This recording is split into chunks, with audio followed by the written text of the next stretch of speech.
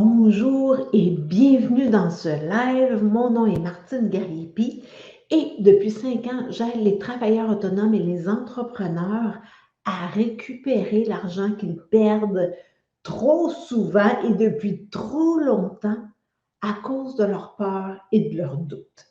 Et aujourd'hui, on va regarder un des angles morts des travailleurs autonomes justement et malheureusement, ça peut s'appliquer à tout le monde.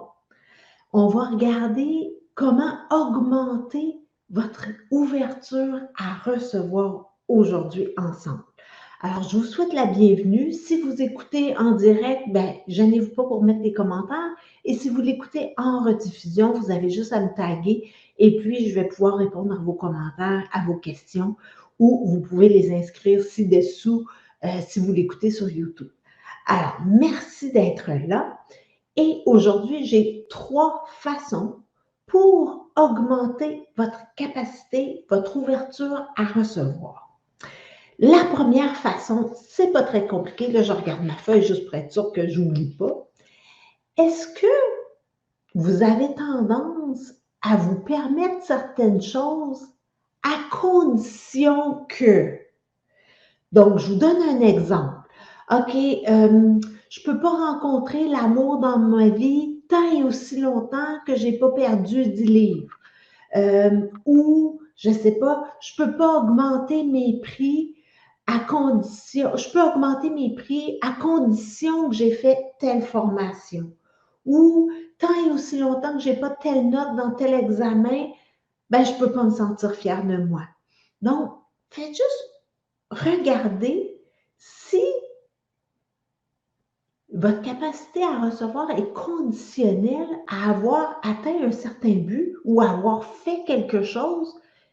Et si c'est le cas, vous pouvez tapoter sur l'idée de recevoir dès maintenant, sans avoir fait ou dit ou atteint quoi que ce soit d'autre que vous pouvez recevoir dès maintenant, aujourd'hui, que vous êtes assez, que vous êtes merveilleuse, merveilleux, juste comme vous êtes et que vous méritez de recevoir. Et s'il y a de l'inconfort, juste à penser que oh mon Dieu, je reçois quelque chose, je n'ai pas travaillé pour, je n'ai rien fait pour, tapotez. S'il vous plaît, laissez pas ça comme ça, tapotez. Et si vous avez des difficultés à trouver les mots ou à savoir comment, vous pouvez poser des questions, gênez-vous surtout pas sur « OK, mais comment je tapoterais là-dessus? » Vous imaginez recevoir quelque chose et c'est quoi l'inconfort? Est-ce que vous êtes comme « Oh mon Dieu, c'est trop inconfortable », c'est quoi l'émotion qui est là? Et vous tapotez. Donc, la première piste, c'était est-ce que vous pouvez recevoir à condition que?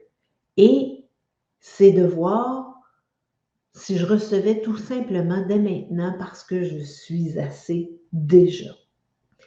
La deuxième piste, c'est observer, vous, là, à quel rang vous vous faites passer. Et là, je vous donne un exemple, OK? Je prends une mère de famille, là. Elle a des enfants, c'est elle qui fait à manger, et là, vient le temps du repas. Est-ce qu'elle donne le meilleur à ses enfants, à son conjoint, aux invités, tout ça, et elle se contente de ce qui reste? Ou au contraire, elle va passer et elle va se donner le meilleur morceau en premier et elle va distribuer ce qui reste aux autres en faisant confiance que tout le monde va y trouver son compte. Alors, faites juste observer dans la vie, est-ce que vous vous contentez de ce qui reste ou au contraire, vous vous faites passer en premier?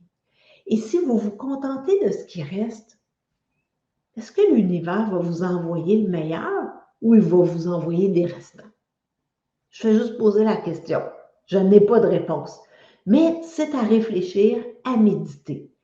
Et si vous êtes dans le cas de vous faire passer en dernier, vous pouvez tapoter sur qu'est-ce que ça vous ferait de simplement imaginer prendre le meilleur morceau, vous faire passer en premier.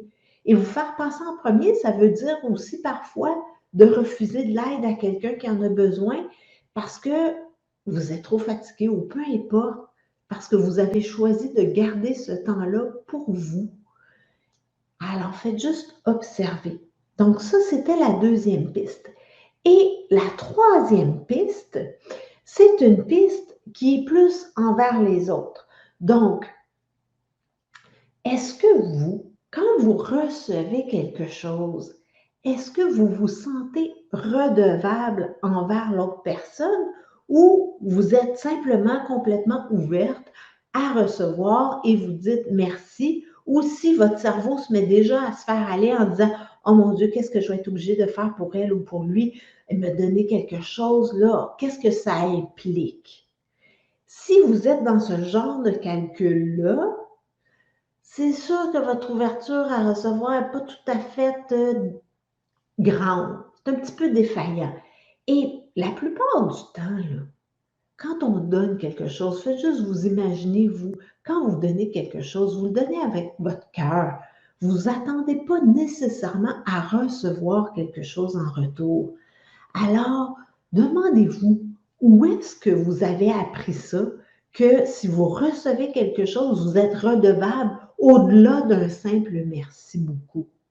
Alors, s'il y a des choses qui reviennent en mémoire, ben, vous pouvez tapoter sur ces événements-là pour défaire cette croyance-là que si vous recevez, vous devez quelque chose.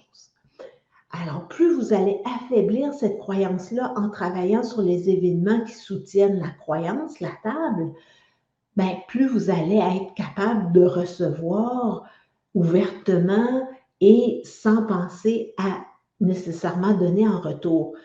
Parce que c'est une boucle, hein, tout ça. Quand on reçoit, on donne, on reçoit. C'est comme, moi, je me fie que l'univers garde le compte, que j'ai pas, moi, à garder le compte de qu'est-ce que je donne, qu'est-ce que je reçois, que tout ça, ça se fait dans l'harmonie, dans l'équilibre. Et je vous souhaite vraiment de trouver cet équilibre-là, de faire confiance à cet équilibre naturel-là. Alors ça, c'était les 3 pistes que je voulais vous livrer aujourd'hui. J'ai déjà parlé de l'ouverture à recevoir, donc il y a un autre article de blog là-dessus et un autre live. Donc, il y a d'autres pistes ailleurs parce que l'ouverture à recevoir, c'est quelque chose de très problématique pour la plupart d'entre nous. Alors, plus on regarde dans nos angles morts et qu'on ne néglige rien, qu'on ne laisse rien au hasard, plus on va être ouvert à l'abondance. Alors, je vous dis merci beaucoup d'avoir été là.